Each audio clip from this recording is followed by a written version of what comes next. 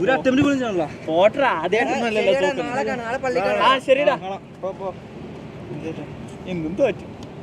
കുഴപ്പമില്ലടാ, ഇങ്ങനെയൊക്കെ നമ്മൾ പഠിക്കുക. ട്രൈ ചെയ്യായിരുന്നു. അടുത്ത പ്രാവശ്യം പിടിക്കാം. പോട്ടറെ ഇന്നലത്തെ കേരള ബ്ലാസ്റ്റേഴ്സിനും ബാംഗ്ലൂരിനും കളിക്കും. നോഹടിച്ച് ഗോൾ കാണണം. കളിക്കാൻ അതുപോലെ കളിക്കണം. ഫയർ കളിയാണ്. നീ കണ്ടാ?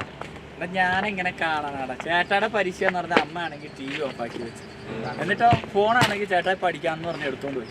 പിന്നെ കളി കാണാണ്ടിരിക്കാൻ പറ്റൂലല്ലോ. ഞാൻ ഒച്ചപ്പാടുണ്ടാക്കിയിട്ട് TV ഒക്കെ ഓണാക്കി. അത് ആ ബഹളം കേട്ടിട്ട് അപ്പം വന്നു കേബിളെല്ലാം ചവിട്ടി പറഞ്ഞു. അപ്പനല്ലേ, എന്തെങ്കിലും പറയാൻ പറ്റുമോ? അനുസരിക്കാണ്ടിരിക്കാൻ പറ്റില്ലല്ലോ. എല്ലാ അപ്പന്മാരും ഇങ്ങനെയാടാ. എനിക്കുണ്ടൊരപ്പൻ ഇന്നലെ എന്നെ എടുത്ത് ഓടിപ്പിച്ച്. ഞാൻ നേരെ ചെറിയ വന്നത് ആ തങ്കച്ചൻ്റെ മുമ്പിൽ. പിന്നെ ആള് തുടങ്ങി. എൻ്റെ പൊന്നു. ഏത്? നമ്മുടെ ഏഷ്യണി തങ്കച്ചനാ? അയാളെന്നെ. എടാ അയാളെ കഴിഞ്ഞ അമ്പ് പെരുന്നാളിനെ ഞാനും നമ്മുടെ പൂമ്പാറ്റ റോഷനും കൂടെ കറങ്ങി നടക്കുമായിരുന്നു. ഞങ്ങളിങ്ങനെ വെറുതെ ഓരോ കാര്യം പറഞ്ഞുകൊണ്ട് നടക്കുമ്പോൾ ആ തങ്കച്ചന്റെ ഫ്രണ്ടിൽ ചെന്ന് പെട്ടു. അയാൾ ഇതാ പറയാ, അപ്പം എന്താ പിള്ളേരെ വല്ല കഞ്ചാവാണോ എന്ന്. നമ്മുടെ പൂമ്പാറ്റ ആരാ മോൻ? അവൻ 4 അങ്ങ് പറഞ്ഞില്ലേ. പക്ഷെ പണി കിട്ടിയത് എനിക്കാ. തങ്കച്ചേട്ടൻ ചെന്ന് വീട്ടിൽ ചെന്ന് പറഞ്ഞു പിള്ളേരുടെ കൂട്ടുകെട്ടൊക്കെ ശരിയില്ല. അവൻ അതിലെ പിള്ളേരുടെ കൂടെ കറങ്ങി നടക്കുക, കള്ളും കഞ്ചാവ് ഇങ്ങനെയൊക്കെയാ പറയും. ഞാൻ എന്നാ ചെയ്യാൻ? വീട്ടിൽ പറഞ്ഞിട്ട് കേൾക്കുന്നില്ല. എനിക്ക് ചേച്ചിയുടെ വീട്ടിൽ കയറിട്ട് പോകണം കേട്ടോ. എനിക്ക് കേട്ടോ. ഞാൻ ഉണ്ടാവില്ലേ, ഞാൻ ബൈക്കിൽ വരാം. വികാരേശൻ വരാൻ പറഞ്ഞിട്ടുണ്ട് കേട്ടോ. മീറ്റിംഗ് ഉണ്ട്.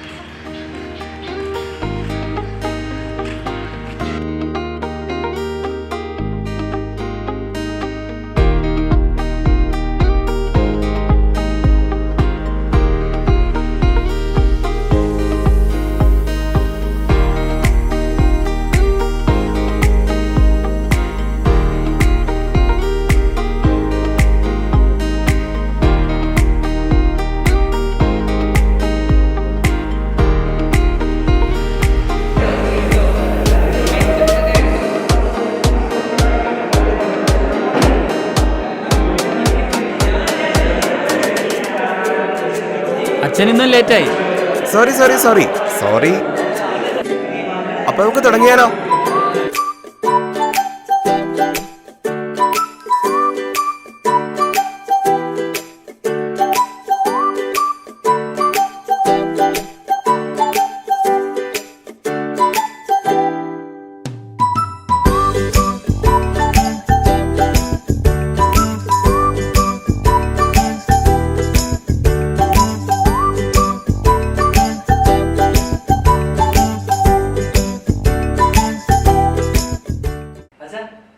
അടവാ.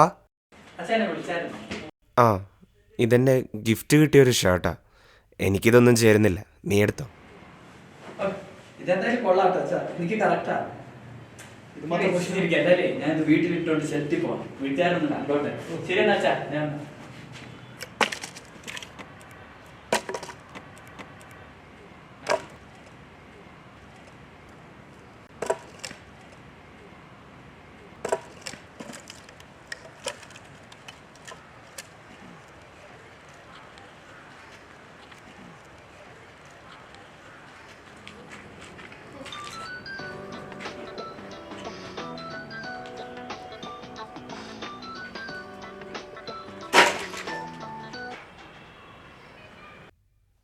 ഹലോ തോമാച്ചാ.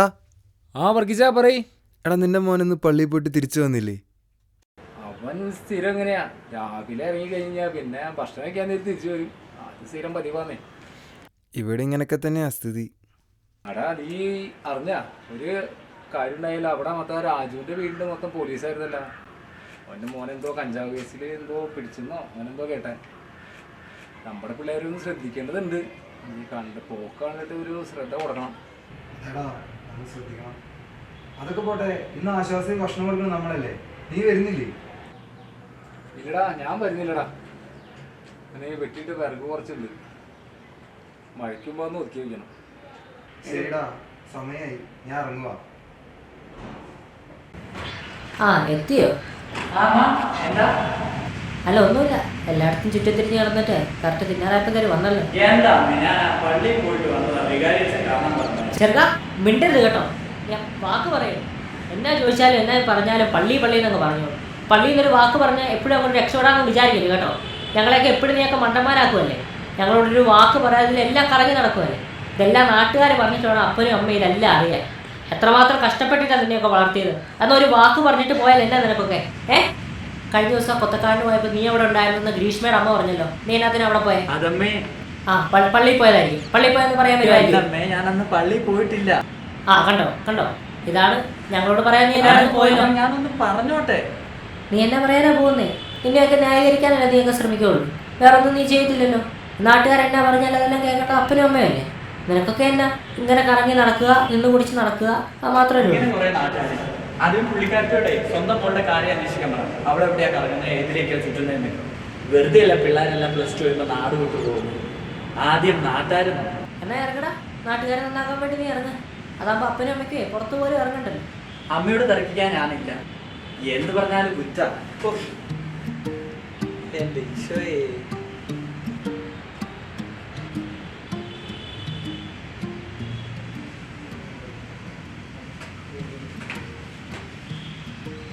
അല്ലെ വീട്ടുകാരോടെല്ലാം പറഞ്ഞു.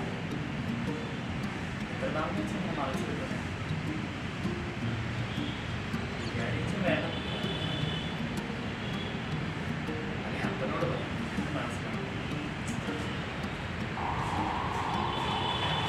അമ്മേ, അപ്പനെന്താ അമ്മേ? എനിക്കൊന്നും അറിയാൻ മേല, പുറത്തു പോയി കാണും.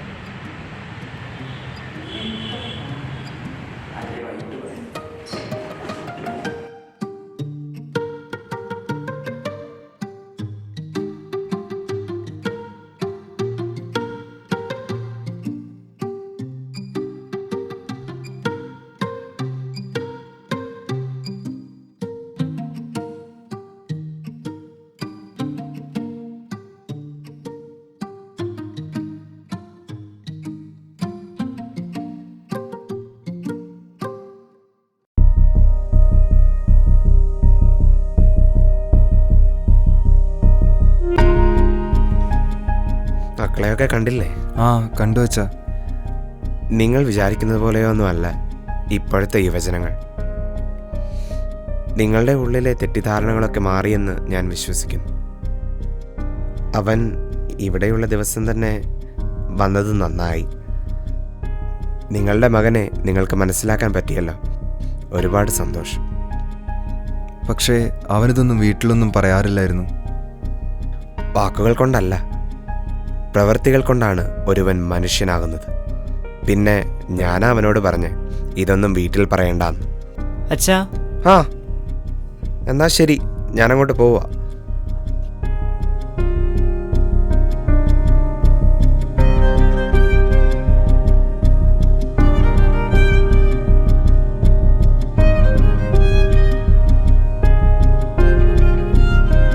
അപ്പ